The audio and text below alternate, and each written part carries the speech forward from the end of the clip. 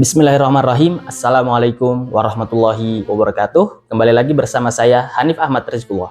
Seperti yang saya katakan sebelumnya, di episode yang lalu saya mengatakan bahwa hari ini kita akan menceritakan mengenai Khulafaur Rasyidin. Dimulai dari khalifah pertama yaitu Abu Bakar As-Siddiq radhiyallahu anhu. Teman-teman dan penonton sekalian, seperti yang saya katakan di episode sebelumnya bahwa saya akan memberitahu kalian referensi dari cerita-cerita yang nanti akan saya bahas. Baik, ini bukunya.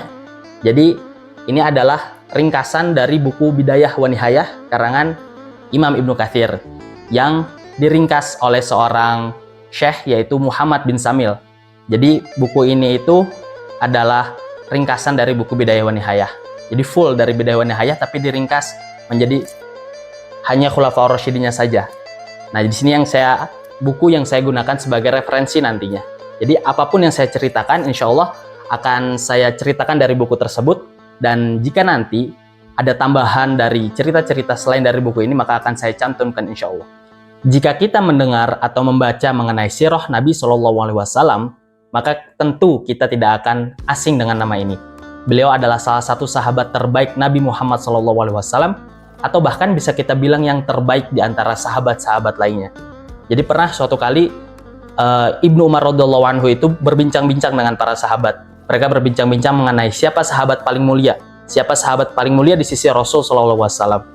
Semuanya sepakat bahwa yang pertama adalah Abu Bakar radhiyallahu anhu dan yang selanjutnya adalah Umar bin Khattab radhiyallahu anhu. Bahkan salah satu sahabat paling mulia lainnya yaitu Ali bin Abi Thalib radhiyallahu anhu itu pernah ditanya suatu kali dengan anaknya yang bernama Muhammad. Jadi Muhammad bin Ali ini bertanya kepada bapaknya. Ini dikisahkan di dalam hadis riwayat Imam Bukhari. Wahai ayah, siapakah yang terbaik di sisi Nabi Muhammad SAW? Maka Ali bin Abi Thalib menjawab, Abu Bakar. Lalu siapa lagi ya wahai ayah? Lalu Umar. Lalu kata Muhammad ini, saya takut setelah itu Ali bakal menjawab Utsman. Lalu Muhammad bin Ali, putranya Ali ini bertanya, lalu engkau itu siapa? Lalu kata Ali, aku hanya seseorang dari kaum muslimin. Nama asli Abu Bakar As-Siddiq radhiyallahu anhu itu, nama aslinya adalah Abdullah. Beliau memiliki bapak yang bernama Utsman bin Amir. Jadi nama asli beliau adalah Abdullah bin Utsman. Tapi dengan beliau itu memiliki kunyah yaitu Abu Bakar. Dan Utsman bin Amir ini yaitu bapaknya Abu Bakar As-Siddiq, beliau memiliki kunyah yaitu Abu Quhafah. Jadi beliau terkenal dengan Abdullah bin Abi Quhafah, atau biasa kita kenal dengan Abu Bakar As-Siddiq. Beliau ini memiliki ibu yang bernama Salma binti Sohor.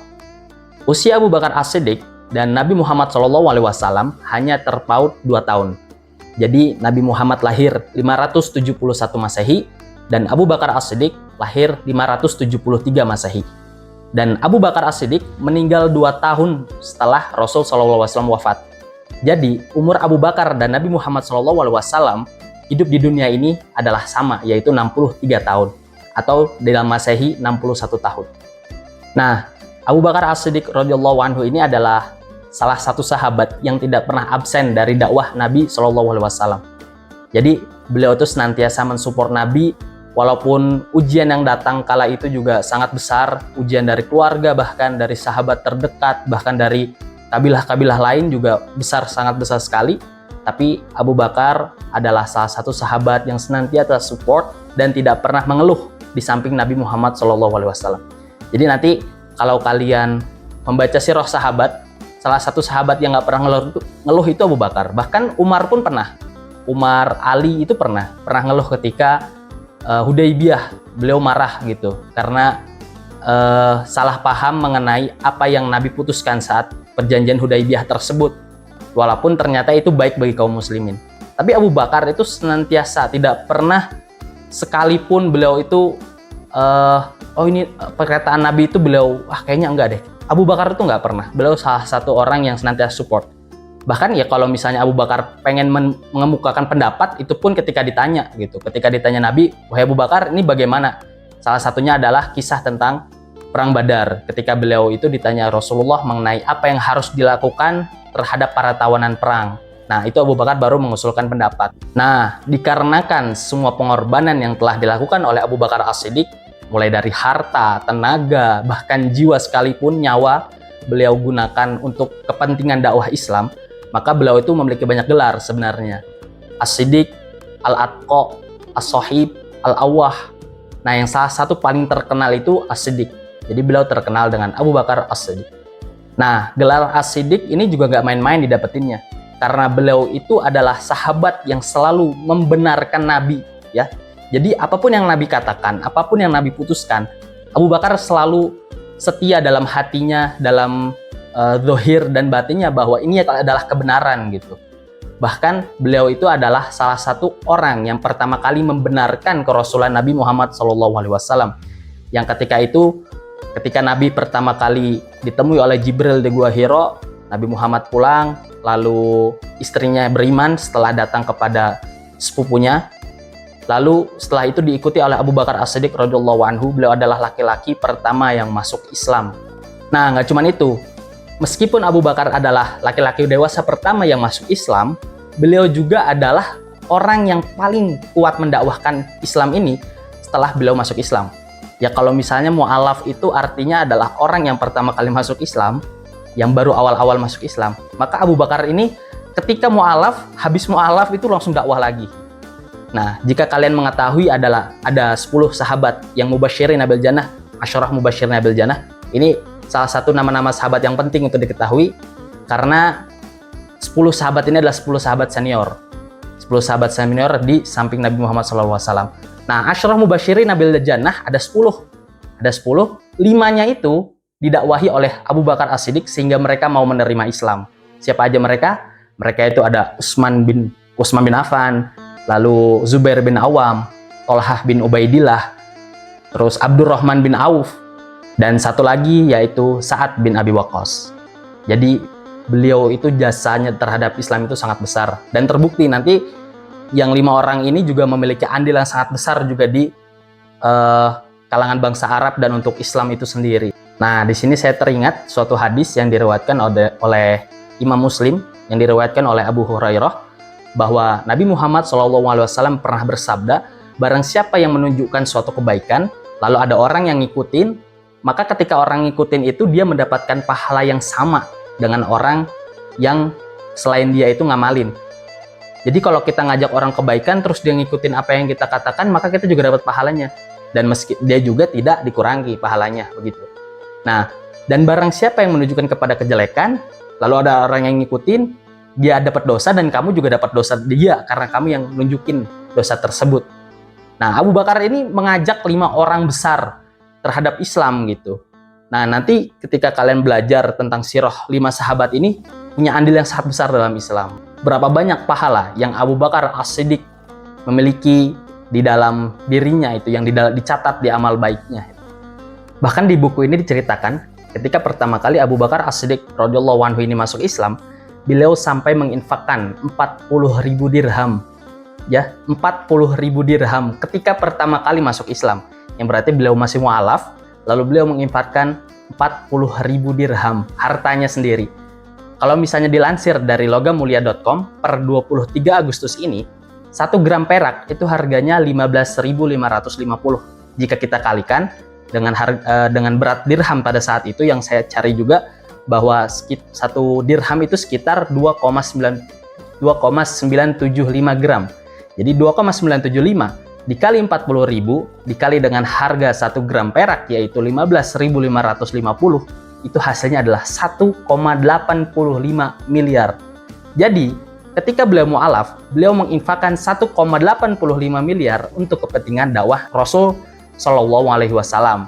Ya, misalnya untuk pembebasan budak, untuk memberi makan orang miskin, membantu orang yang yatim dan sebagainya, itu menghabiskan 1,85 miliar. Nah, kalian ingat gak ketika pada tahun 10 kenabian itu Nabi Muhammad melakukan suatu perjalanan yang ini adalah mukjizat ya, mukjizat Nabi Muhammad SAW, di mana beliau ini melakukan Isra Mi'raj dari Mekah menuju Palestina, Masjidil Aqsa, lalu terbang ke atas langit menuju langit ke-7.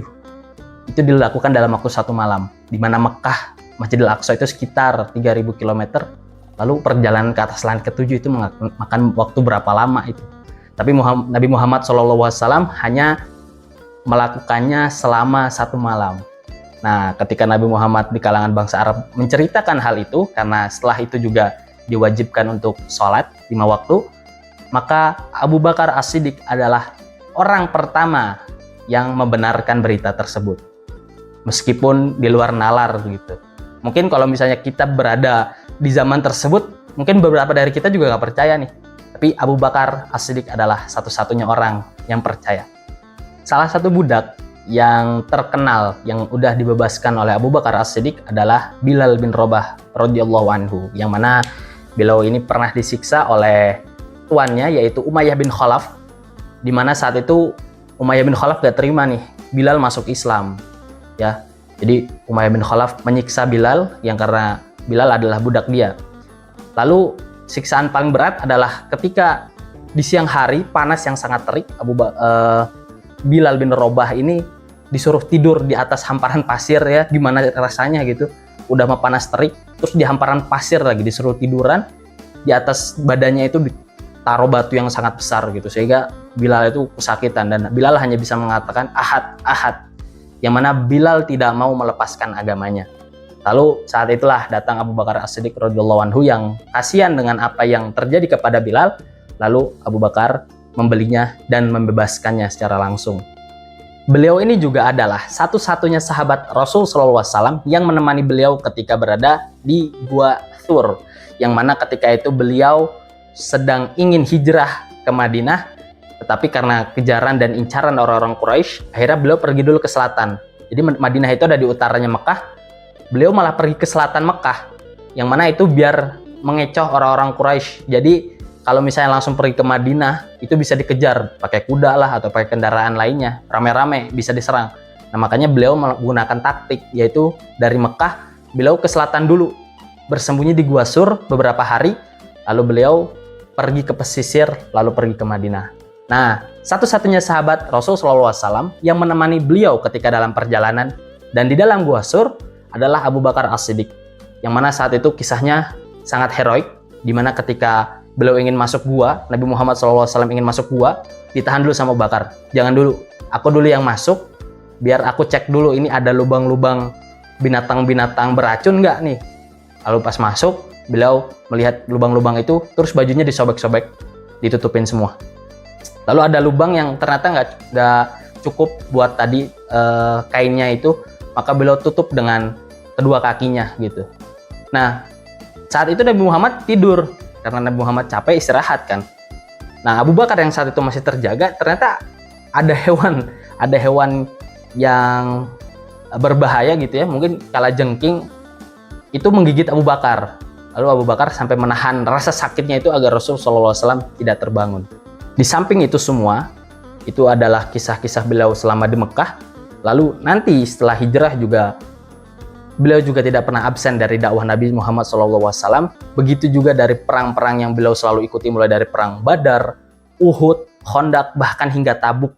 Beliau selalu berada di samping Nabi Muhammad SAW. Beliau pernah menikah sebanyak 4 kali dan beliau memiliki 6 orang anak, yaitu Abdullah bin Abu Bakar, Asma binti Abu Bakar, Abdurrahman bin Abu Bakar, terus Aisyah binti Abu Bakar, Ummu Kulthum bin Abu Bakar, dan Muhammad bin Abu Bakar. Nah, jadi beliau ini memiliki 4 istri dan 6 orang anak. Baik, mungkin cukup sekian dulu penjelasan mengenai sosok Abu Bakar ini. Nanti di episode-episode selanjutnya nanti kita akan menjelaskan mengenai keutamaan-keutamaan beliau.